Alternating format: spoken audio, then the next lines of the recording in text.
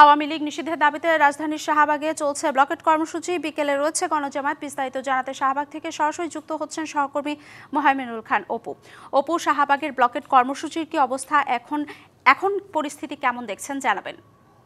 আওয়ামী লীগ নিষিদ্ধের সহ 3 দফা যে দাবি, সেই দাবির প্রেক্ষিতে কিন্তু আন্দোলন এখন পর্যন্ত অব্যাহত রয়েছে।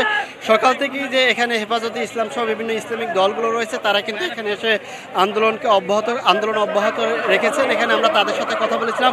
তারা আমাদেরকে যেটি ক্ষোভ প্রকাশ করে বলেছেন যে বিএনপি এখন পর্যন্ত এই আন্দোলনে সহমত পোষণ করেনি এবং তারা কেউ এখানে আসেননি, সেই বিষয়টি তারা ক্ষোভ প্রকাশ করে বলেছেন। পাশাপাশি তারা অভিযোগ করে বলেছেন তারা দেশের বিভিন্ন প্রান্ত থেকে যারা এসেছেন তারা এই শাহবাগে আসতে কিছুটা বাধার সম্মুখীন হচ্ছেন, এমনটি কিন্তু তারা বলছেন। আমরা এখানে কয়েকজন কর্মীর সাথে কথা বলবো, যে আমরা জানতে চাইবো যে আপনি কোথা থেকে এসেছেন এবং আপনি আওয়ামী লীগ নিষিদ্ধের যে কথা বলা হচ্ছে, আপনাদের দাবিটা কি? আমাদের দাবি হচ্ছে, পটুয়াখালী থেকে এসেছি। আমাদের দাবি হচ্ছে যে এই 17 বছরে আওয়ামী লীগ যত হত্যা, খুন, গুম এর বিচারের দাবিতে এবং আওয়ামী লীগ নিষিদ্ধের দাবিতে এখানে এসেছি এবং এই ছাত্র সমাজের সাথে আমরা একাত্রতা ঘোষণা করছি এবং অতি দ্রুত আওয়ামী লীগ নিষিদ্ধের দাবি জানাচ্ছি।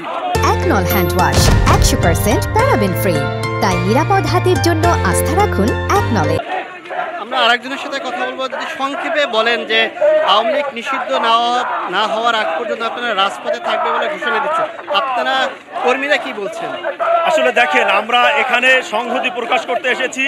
আওয়ামী লীগ নিষিদ্ধ হওয়া পর্যন্ত আমরা রাজপথ ছাড়ছি না, কারণ একটাই দাবি যে জুলাই গণ অভ্যুত্থানে আমার প্রাণের প্রিয় ছাত্রদেরকে, আপামর জনতাকে তারা নির্বিচারে গুলি করে মারছে। আমরা এই বিচারের দাবিতে রাজপথে এসেছি। যাদের হুকুমে ফাঁসি দেওয়া হয়েছে, আমার ছাত্রদেরকে গুলি করা হয়েছে, তারা পৃথিবীর যে প্রান্তে থাকুক তাদেরকে আইনের কাঠগড়ায় এনে এই রাজপথে ফাঁসি কার্যকর করতে হবে।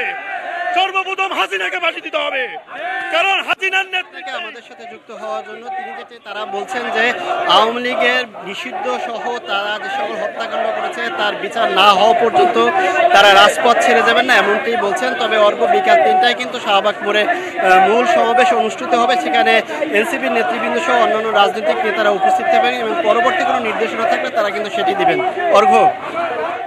অপু, ধন্যবাদ আপনাকে।